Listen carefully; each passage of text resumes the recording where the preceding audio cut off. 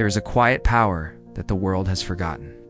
In an age where everyone speaks, shouts, and broadcasts their every thought into the void, true strength has become invisible to those who mistake noise for influence. The weak man feels compelled to explain himself constantly, to justify his actions, to seek validation through endless words. But the strong man, he understands something profound. He knows that silence is not the absence of strength. It is strength in its purest form. True power never announces itself. It simply is. Look around you. Everywhere you turn, people are desperate to be heard. Social media has become a stage for the insecure, a platform where the loudest voice mistakes volume for wisdom. Arguments erupt over trivial matters. Opinions fly like arrows, each one seeking to wound, to dominate, to prove superiority. And yet in all this chaos, have you noticed who truly commands respect? It is not the man shouting from the rooftops. It is the one who remains still, observing, calm, unshaken by the storms around him. While others exhaust themselves in pointless battles of words, he conserves his energy, moving through life with purpose and intention. This is the way of the Stoic. This is the path of the strong. The ancient Stoics understood what modern society has forgotten. They knew that words once spoken cannot be retrieved. They knew that a man who controls his tongue controls his destiny. Marcus Aurelius, the philosopher-emperor who ruled Rome at its height, wrote in his private meditations that we should speak only when our words improve upon silence. Think about that for a moment.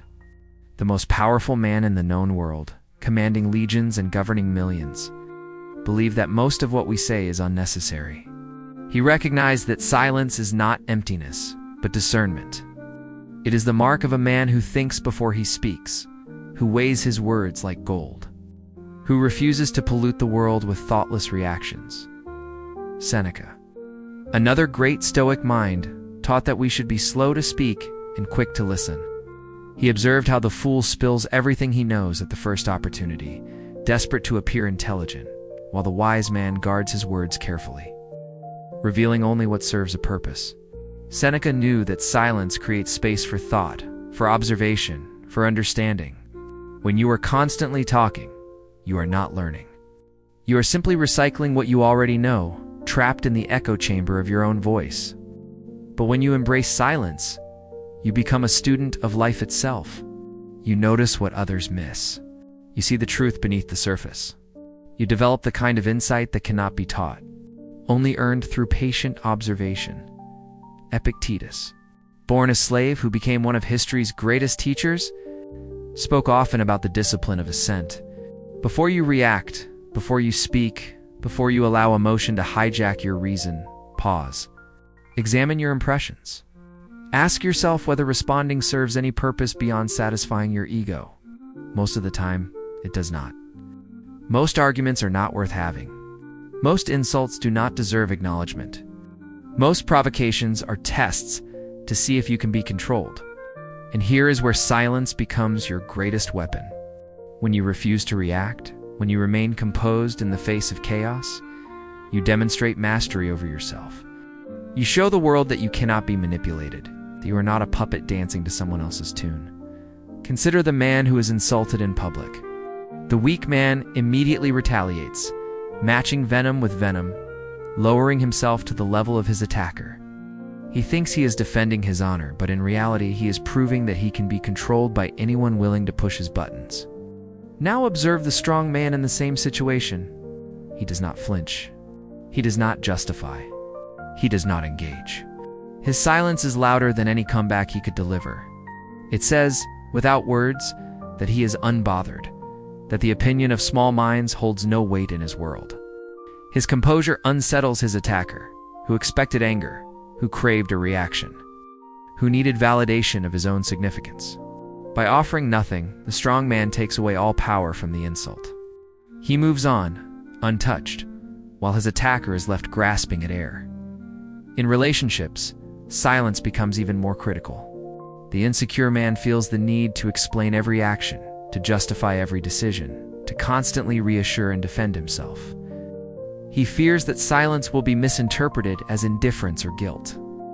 So he fills every gap with words, hoping that sheer volume will create understanding. But this achieves the opposite. It creates exhaustion. It diminishes respect. It signals that he is seeking approval rather than offering leadership. The strong man knows that his actions speak for him. He does not need to announce his intentions or narrate his every move. He simply shows up, consistently, reliably, powerfully. His silence is not coldness. It is confidence. It is the assurance of a man who knows his worth and does not need constant validation to confirm it. When conflict arises, as it inevitably does, silence becomes the ultimate form of control. Arguments escalate because both parties feel the need to have the last word, to be right, to win. But winning an argument often means losing the relationship, losing respect, or wasting energy on battles that ultimately mean nothing. The strong man recognizes this trap. He knows that not every challenge requires a defense. He understands that some people are simply looking for a fight, projecting their own frustrations onto anyone who will engage. So he refuses to play the game. His silence frustrates those seeking conflict because it denies them the confrontation they crave. It forces them to confront their own emptiness, to realize that their provocations hold no power over someone who will not be drawn into the mud. There is a reason why ancient warriors and samurai valued silence as much as skill with the sword. They understood that the mind cluttered with words is the mind that hesitates in battle. Silence sharpens focus. It clears away the noise of ego, fear, and doubt. It allows you to see reality as it is, not as you wish it to be or fear it might become. In the heat of the moment, the man who can remain silent, who can observe without reacting, who can think clearly while others panic, is the man who survives and thrives. This is why silence is not passive.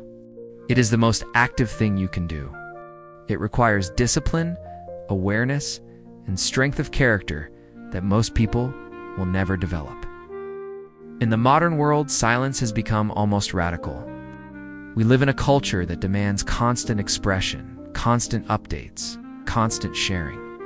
If you are not broadcasting your life, your thoughts, your achievements, people wonder if you even exist. But this is the trap.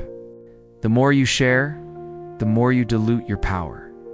The more you explain, the more you invite judgment.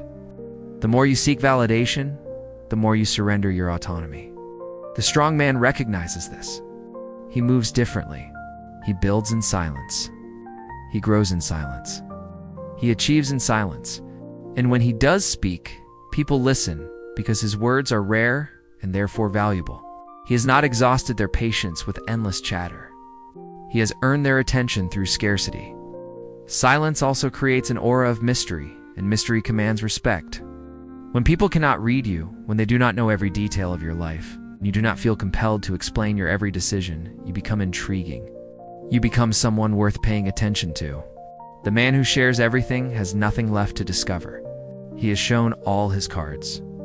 But the man who guards his inner world, who reveals himself selectively, who operates with quiet confidence, becomes a figure of fascination. People respect what they cannot fully understand. They are drawn to depth, to substance, to the sense that there is more beneath the surface. This is not about being cold or distant. It is about being intentional. The strong man does not withhold communication out of cruelty or manipulation. He simply understands that words have weight, and he refuses to cheapen them through overuse. When he speaks, it is with purpose. When he acts, it is with conviction. And when he chooses silence, it is with the wisdom that not everything deserves a response. Not every moment requires commentary. Not every thought needs to be externalized. Silence is also the space where clarity lives. When your mind is constantly engaged in talking, debating, explaining, it has no room to process, to reflect, to integrate wisdom. The strong man values solitude and quiet because that is where he does his deepest work.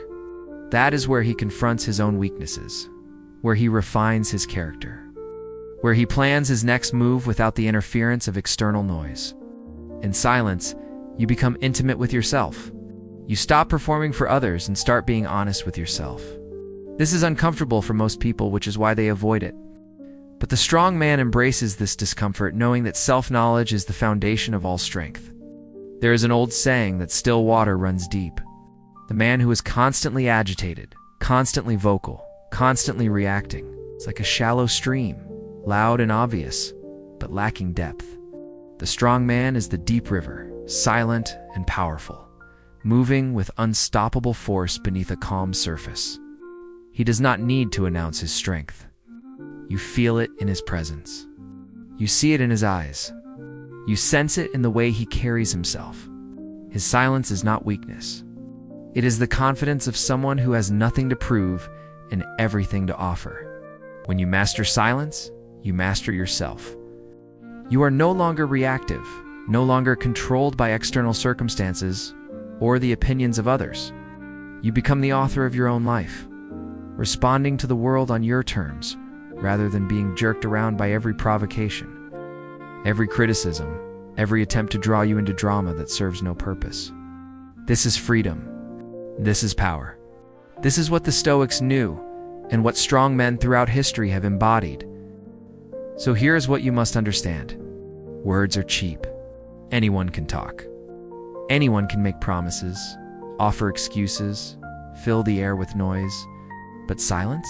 Silence is costly. It requires discipline. It requires self-control.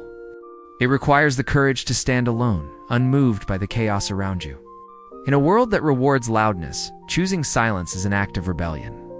It is a declaration that you will not be like everyone else, that you value substance over appearance. You measure yourself by your own standards, rather than seeking the approval of the crowd. The strong man does not need to tell you he is strong. You know it by the way he moves through life. Calm in the storm, quiet in the chaos, present without being loud, confident without being arrogant. His silence is his power, and his power is undeniable. In the end, people will forget what you said, but they will never forget how you made them feel. And the man who carries himself with quiet strength, who speaks only when necessary, who acts with purpose and restraint, leaves an impression that words alone could never create. Master your silence. Master yourself. And in doing so, master your life. The world cannot control what it cannot provoke. And once you realize that silence is not emptiness, but presence, not weakness, but ultimate strength, you will walk through this life untouchable, unshakable, unstoppable. That is the way of the Stoic. That is the path of the strong. And that path begins the moment you stop trying to be heard and start being worth listening to.